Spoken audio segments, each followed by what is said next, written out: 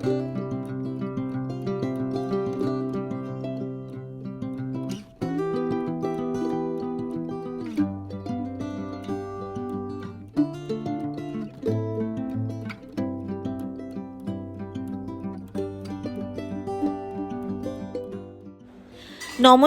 কেমন আছেন সবাই?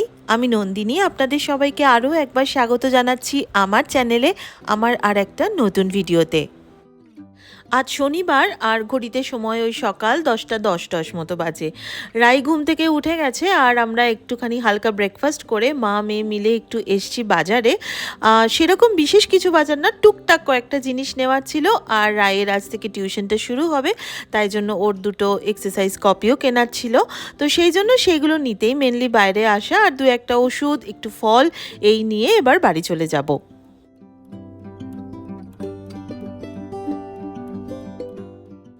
কাল রাতে বেশ এই জায়গাটাতে একটু ঝড় বৃষ্টি মতো হয়েছে, তবে সেই তুলনায় খুব বেশি না হলেও অন্যান্য জায়গায় যতটা বেশি হয়েছে ফেসবুকের মাধ্যমে যেটা জানতে পারলাম। আর আজকে ওয়েদারটা একটু সকাল থেকে ঠান্ডা ঠান্ডা ছিল, কিন্তু এই এখন দেখছি রোদের তাপটা যেন একটু বাড়ছে, আর বেশ জানান দিচ্ছে যে এবার গরম বাবাজি কিন্তু দারুণভাবে আসতে চলেছেন।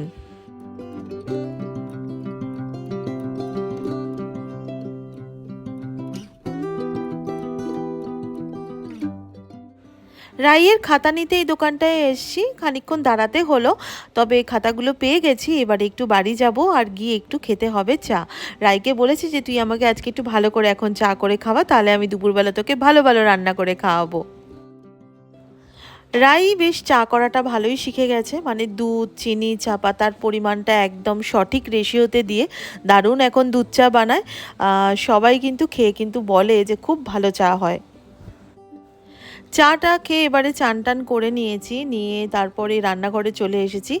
যে বাজারগুলো করে এনেছিলাম আর কিছু মুদি সদাও করে এনেছিলাম, সেইগুলোকে এবার একটু ঠিকঠাকভাবে তুলে রাখবো। আর আমি চা খেয়ে স্নান করতে যাওয়ার আগেই আমি বসিয়ে দিয়েছিলাম একটুখানি ভাত, কারণ ভাতটা ওর মতো হতে থাকলে তারপরে আমি আমার মতো কাজগুলো করে নেবো। তো চান করে আস্তে আস্তেই মোটামুটি ভাতটা হয়ে গেছে।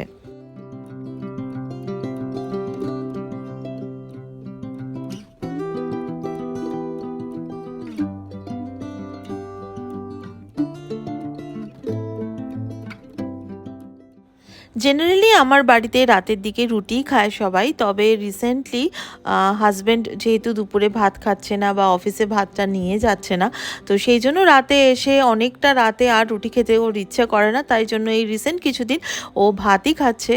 আর আমিও এইভাবে একই সাথে মানে দুবেলার ভাতটাও করে নিলাম, কারণ রাত্রিবেলা রাইকে টিউশন থেকে এনে আমার আরও সংসারে টুকটাক কাজ থাকে সন্ধ্যাবেলায়, তখন আবার নতুন করে ভাত করতেই ইচ্ছেও করে না, তাই একবারে করে নিলাম। ও যখন খাবে তখন, বা রাইও যদি খায় রাত্রেবেলা, তাহলে একটু মাইক্রোওয়েভে গরম করে ভাতটা দিয়ে দেবো, একদম নতুনের ভাতের মতোই খেতে লাগে।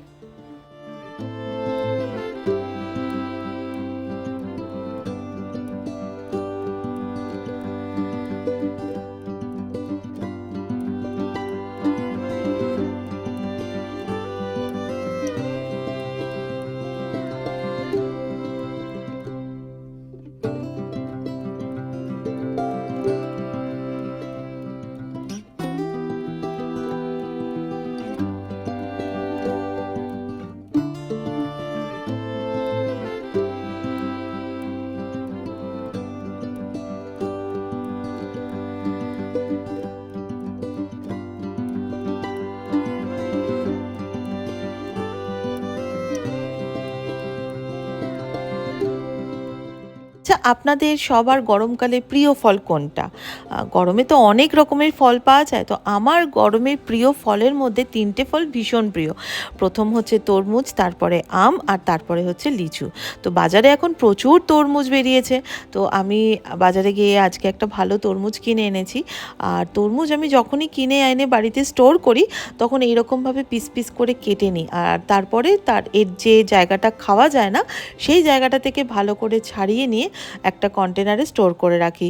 এতে দুটো জিনিস হয়, একটা হচ্ছে যখনই খেতে ইচ্ছে হয় ফ্রিজে থাকলে তখন এটা আইসক্রিমের মতো খেতে লাগে, ভীষণ ঠান্ডা গরমের মধ্যে এটা দারুণ টেস্ট লাগে তরমুজের, আর তখন ওই বারবার কেটে ছাড়িয়ে ওইভাবে খেতে ইচ্ছে করে না।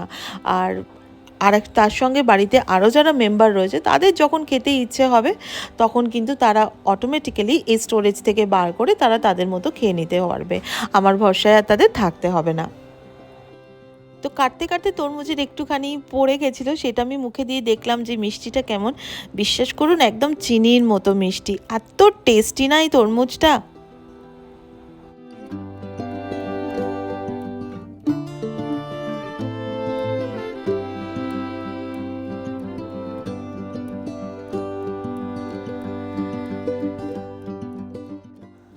ব্যাস আমার সবকটা তরমুজ মানে আর্ধেকটার ভালোভাবে পিস করে রেখে দিয়েছি।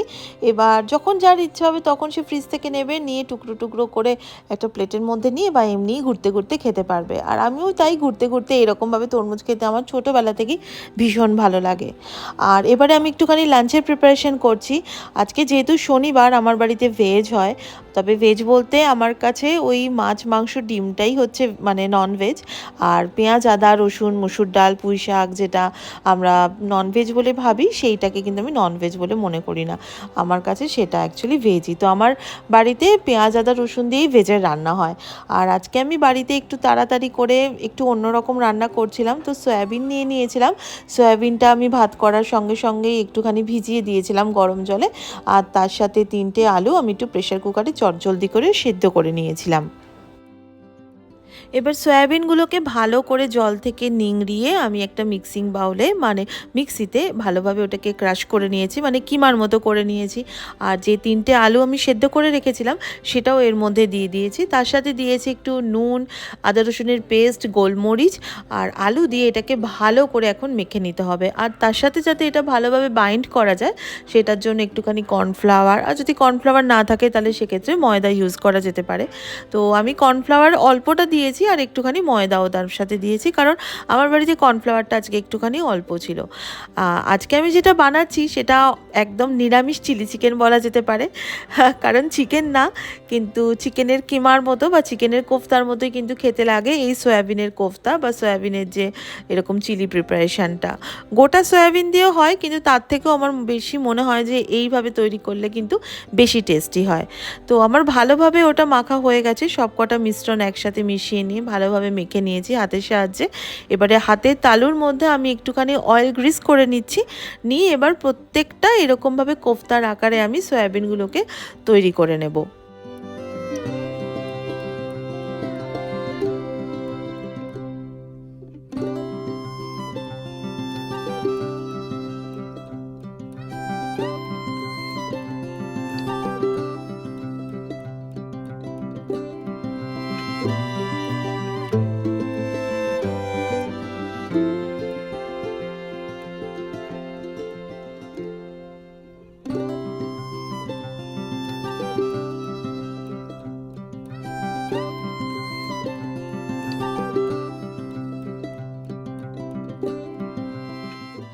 এই চিকেন বলগুলো মানে সয়াবিনের যে বলগুলো সেগুলো তৈরি করতে একটু টাইম তো লাগবেই। তো আমি ভাবলাম যে অন্যদিকে কড়াতে একটুখানি তেলটা অলরেডি গরম করতে বসিয়ে দিই।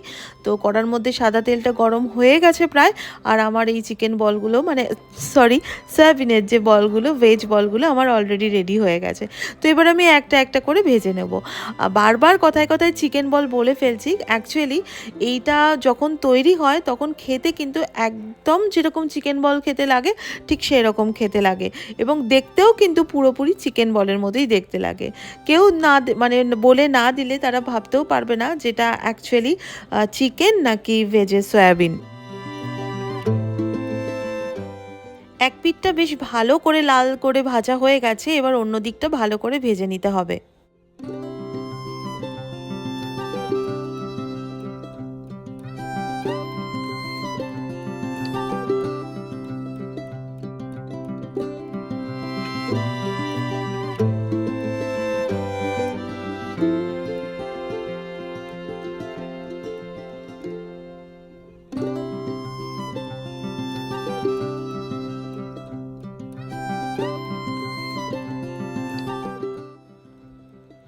এই যে বলছিলাম না যে বলগুলো না দেখলে কেউ বিশ্বাসই করবে না যে একদম চিকেন বলের মতো দেখতে হয়। দেখুন ভাজার পর কিন্তু একদম অবিকল ওই রকম দেখতে লাগছে।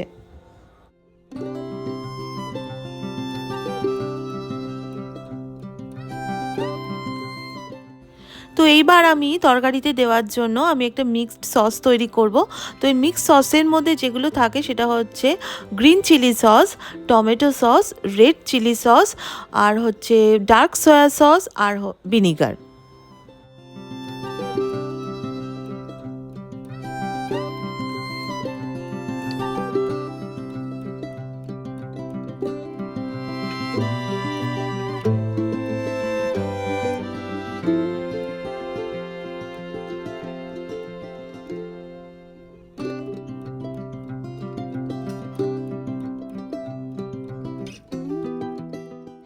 আর আমি এদিকে রান্না করছিলাম আর রাই ওদিকে স্নান করে আজকে ঠাকুর পুজোটা রাইই করছে। ছুটি থাকলে রাই কিন্তু বেশ পুজোগুলো করে দেয়, আমার ছোটোখাটো অনেক কাজ করে আমাকে কিন্তু হেল্প করে।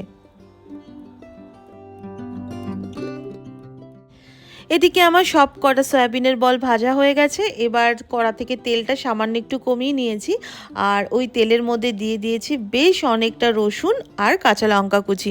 এবার এইটাকে বেশ যতক্ষণ না সুন্দর একটা অ্যারোমা বেরোবে বা রসুনটা হালকা একটু কালার চেঞ্জ হবে ততক্ষণ একটু ভালোভাবে নেড়েচেড়ে ভেজে নেব। দেখুন বেশ ভালো মতো একটু ভাজা হয়ে গেছে। আর এরপর যেটা আমি দিয়ে দিচ্ছি সেটা হচ্ছে ক্যাপসিকাম আর পেঁয়াজ, সেটাকে আমি এরকমভাবে কেটে রেখেছিলাম ডুমো ডুমো করে। তো এইবার সেটা এর মধ্যে অ্যাড করে দিয়ে ভালো করে নেড়েচেড়ে একটু ভেজে নিতে হবে। আমার বাড়িতে যেমন এই পেঁয়াজ আর ক্যাপসিকামটা খুব বেশি গলে গেলে পছন্দ করে না, তাই আমি একটু যাতে ক্রাঞ্চি থাকে তার জন্য একটু কাঁচা কাঁচা নামাই, সেটা আমার বাড়ির লোকজন পছন্দ করে। যদি আপনারা এই রেসিপিটা বাড়িতে ট্রাই করেন তাহলে আপনাদের বাড়ির লোকজন যেরকম পছন্দ করে বেশি নরম, তাহলে সেই রকম রাখতে পারেন। তো আমি এর মধ্যে এবার দিয়ে দিচ্ছি নুন আর দিয়ে দিচ্ছি সামান্য একটু চিনি, যাতে ভালোভাবে নেড়ে চেড়ে এটা খুব সুন্দর করে ফ্রাই হয়ে যায়। আর এটা যখন ভাজা হয় না তখন তার সাথে ক্যাপসিকাম, পেঁয়াজ আর রসুন, কাঁচা লঙ্কার ভাজার যে গন্ধটা সেটা কিন্তু দারুণ লাগে। তো খানিকক্ষণ চাপা দিয়ে আমি এটাকে অল্প একটু নরম হতে দিয়েছি। তারপর যেই দেখেছি একটু নরম হয়ে এসে তখন এর মধ্যে দিয়ে দিচ্ছি ওই বানানো সসটা, যেটার মধ্যে ওই 3 রকম সস আর ভিনিগার ছিল। তো সেইটা দিয়ে এবার ভালো করে এটাকে আমি নেড়ে চেড়ে একটুখানি সটে করে নেব। তারপর যখন সেটা ভাজা ভাজা হয়ে আসবে তখন আমি এর মধ্যে অ্যাড করে দেব জল।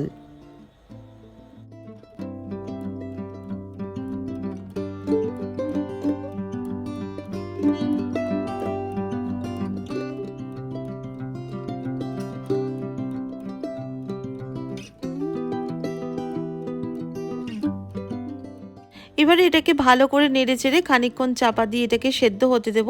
যেই দেখলাম যেটা ভালো মতো ফুটে উঠেছে এবং প্রায় ক্যাপসিকাম এবং পেঁয়াজটা সেদ্ধ মতো হয়ে এসছে, তখন আমি এই স্টেজে অ্যাড করে দেবো খানিকটা কর্নফ্লাওয়ার, ওই ধরে নিন 1.5 চামচ মতো কর্নফ্লাওয়ার।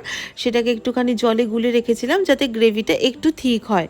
তো সেইটা দিয়ে ভালোভাবে নেড়ে চেড়ে আমার মোটামুটি এই তরকারিটা রেডি হয়ে গেছে। আর আমি কিন্তু যে কোফতাগুলো ভেজে রেখেছিলাম সেগুলো কিন্তু এটা আমি কড়াতে ডাইরেক্ট মেশাবো না, একটা পাত্রে আমি ওই সয়াবিন বলগুলো রাখলাম আর তার ওপর দিয়ে গরম তরকারিটা আমি ঢেলে দিলাম। যেহেতু সয়াবিন জিনিসটা হয়তো একটুতে ভেঙে যেতে পারে, তো সেই জন্য আমি আর এটা দিয়ে ফোটাইনি, এটাকে এর মধ্যে ঢেলে দিয়ে আমার কিন্তু আজকে দুপুরে এইরকমভাবে ভেজ যে চিলি সয়াবিন সেটা কিন্তু অলরেডি রেডি হয়ে গেছে। বাড়িতে অবশ্যই একবার ট্রাই করে দেখবেন, বাচ্চা থেকে বুড়ো সবাই খুব পছন্দ করবে। একদম অন্যরকম রান্না, নতুন রেসিপি, সবাই পারলে অবশ্যই চেষ্টা করে দেখবেন। আর যদি এই রেসিপিটা ট্রাই করেন তাহলে অবশ্যই আমার সাথে ফেসবুক বা ইনস্টাগ্রামে শেয়ার করবেন। আমার ফেসবুক আর ইনস্টাগ্রামের পেজের লিঙ্ক কিন্তু আমার ভিডিও ডেসক্রিপশন বক্সে দেওয়া রয়েছে, আপনারা পারলে একটা লাইক করে দেবেন। আপনাদের একটা লাইক আমাকে অনেক অনেক অনেক বেশি ভিডিও বানাতে মোটিভেট করে। তো আজকে আর বাঙালি থালি না, আজকে হচ্ছে একদম একটা মিক্সড থালি, না চাইনিজ না ইন্ডিয়ান। তো এটা আজকে মেয়ের জন্য প্লেটিং করে নিলাম, এবার মেয়েকে খেতে দেবো। ভাত দিয়ে দিয়েছি আর তার সাথে এইরকমভাবে চিলি সয়াবিন, একদম নতুন। আমার মেয়ে কিন্তু এই রেসিপিটা খুব পছন্দ করে, আমি মাঝে মাঝেই বানাই। তো চলুন মেয়েকে আগে খেতে দিয়ে দিই, তারপরে আমি আর মা তিনজনে একসাথে বসে আজকে টিভি দেখতে দেখতে দুপুরের লাঞ্চটা এনজয় করব। তাহলে ভিডিওটাও আজকে এখানেই শেষ করি, দেখা হচ্ছে আপনাদের সাথে নেক্সট কোনো একটা ব্লগে। আরও একটা দিনের গল্প নিয়ে আসবো। ততক্ষণের জন্য সবাই খুব ভালো থাকবেন, নিজের যত্ন নেবেন। Take care, tata. ও হ্যাঁ, আমাকে সাপোর্ট করতে কিন্তু একদম ভুলবেন না। তাহলে দেখা হচ্ছে নেক্সট ব্লগে। Take care, tata.